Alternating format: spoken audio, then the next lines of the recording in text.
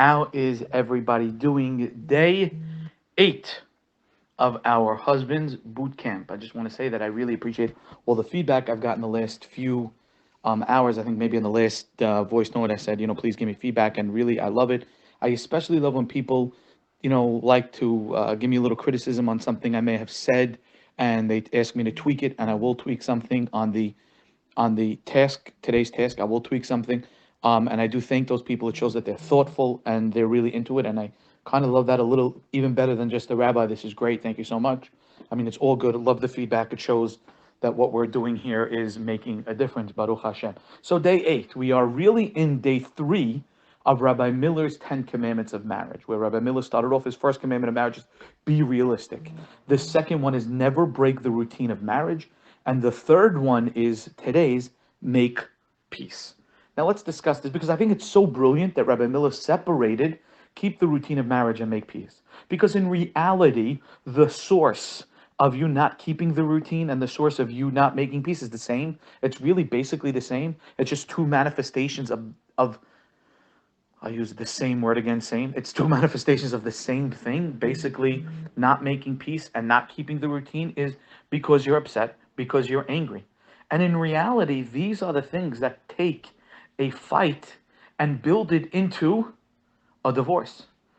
My first few years of marriage, I looked at one of my friends and I said, you know something? I never understood how couples get divorced. I never understood it. It didn't make sense to me growing up. How a couple could get divorced, just stay married. I said, then you get married and you start to realize, oh, this is how. Meaning by this fight turning into this and turning into that and turning into that and that and that and that, and just raising it and constantly just getting bigger and bigger, and there's a perpetual buildup of it. Now I could see how people could get divorced. People could get divorced on something so small, it's not even funny. You could take a guy didn't do his bed in the morning, and that can cause a perpetual fight that would eventually lead to the couple breaking up. And if you think the worst things have happened. Dr. Gutman, we quoted him before. He says something unbelievable. He was a numbers guy, was an analyst, and he started to realize that he could start to predict when couples were going to get divorced and when they were going to stay married based on certain things. And he says, based on one thing, I can tell you that with 100% certainty, that couple is going to get divorced. And he said, you know what that thing is? Stonewalling. When the fight has become so a part of them, the fight has become so unresolved that either one is so angry, so upset that they can't look at the other one, and anything the other one says doesn't even make an effect. He says, then I know for sure this is over. This can't be. And that makes sense. It doesn't take a genius to see that. But the idea that when we don't keep our routine after a fight, or if we don't make peace and break the cycle, this can turn into something so big and so huge. So the other day I was talking to a young man, a great young man, who's married to a wonderful wife, and he told me, Rabbi, I just can't. I just don't like my wife. I don't know what to tell you. I can't stand it. I can't stand it anymore. And I thought to myself at the time that there's nothing really specific here. This is a fight, or this is arguments that have never actually been resolved.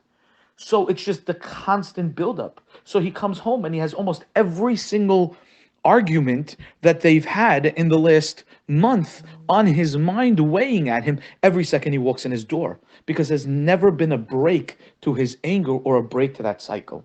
Things build, as we were talking about yesterday. So oftentimes anger is built upon anger. But the thing that got you angry originally is way in the rear view mirror. My father used to tell me, you see two people, that they don't talk to each other. He says they have no idea why they don't talk to each other anymore, but they don't talk to each other. And you know why? Because they're just holding on to that anger. I know I don't like him. Why? Oh, because one time, they'll make something up. They don't even know. The idea being that things build and things snowball. And in order to stop the snowball effect, make peace. Now, I want to suggest something. And this is going to be our task of the day, but I'm going to suggest it because I think it's important. When we look at making peace, we often say, let me give you an example, okay? There's I'm not giving names anymore to my couples because I've heard that, oh, that's my son and daughter-in-law, that's me and my wife. I'm not giving any more names to couples anymore. But man and lady are sitting at a holiday table with all their friends and family. And all of a sudden, man tells his friend, he says, Joey, could you please pass me the scotch? And Joey says, okay. And his wife looks at him and she says, husband, do not drink that drink. You already had 3 of them. You're going to be gassed. I need help with the kids. And he looks at his wife and he smiles and he says, Joe, come on, give me the drink. And now his friend next to him says, oh, you're going to listen to your wife? Your wife's telling you not to drink? And his wife said, don't get involved. I don't want him drinking. And he feels like a piece of garbage. He wants to go underneath the table. Now, he doesn't take the drink. He goes home and he's angry all day. And the reason why he never can, he's overloaded with anger. And the reason why this will never be resolved is because in his mind, you know what a resolution is? In his mind, a resolution is his wife telling him, by the way, honey, I'm sorry. I should have never embarrassed you in front of your friends. I should always let you take the drink. And I am here to always make sure that you get that extra drink. Please don't, I feel so bad. And I will go tell your friends, every one of them, that you are the king of the castle. That's never going to happen, not in a million years. So therefore, we have to lower our expectations of what we want the resolution to be. The resolution is never going to end up that your wife changes or even that your wife says sorry to the way you want it. But I could say this with 100% certainty. The entire time there's still emotions involved, she will never apologize. So what you have to do is break the emotion. Break it. No longer are you talking about the incident. Let me give you an example. My father used to tell us when we were growing up as kids that the greatest key to marriage, I told you, he said respect. He said the greatest specific thing to do is never go to bed angry at each other. He said, always, before you go to bed, look at your wife and say, I'm sorry, I love you. Every single night. If there was a fight, look at your wife and say, I'm sorry, I love you. And Chazal even tell us that. Because when you go ahead and you make Kiryat Shema Alamita, you say Shema, before you make Shema, you say, I am going to forgive. I am forgiving any person that may have done me harm. The Torah wants you to let go of everything first. Now, what happens when you do that, it's a neutral thing. Both husband and wife know we're not talking about the incident of why we're upset, but we know we have an obligation to forgive each other. Honey, I'm sorry, good night. The next morning, you wake up without that feeling underwater of emotion and anger. Things are good. Now you have a chance to discuss the situation. Now, guaranteed, most of the times, your wife may come back to you and say, "Listen, I'm sorry about what happened with the scotch. I was just afraid you were going to get drunk. I don't want you to do that." Or you could go to your wife and say, "Listen, honey, I know I shouldn't have got it, but maybe give me a sign across the table instead of embarrassing me in front of my friend." Something like that. The point being, there could be no resolution when you're underwater of so much emotion and hurt.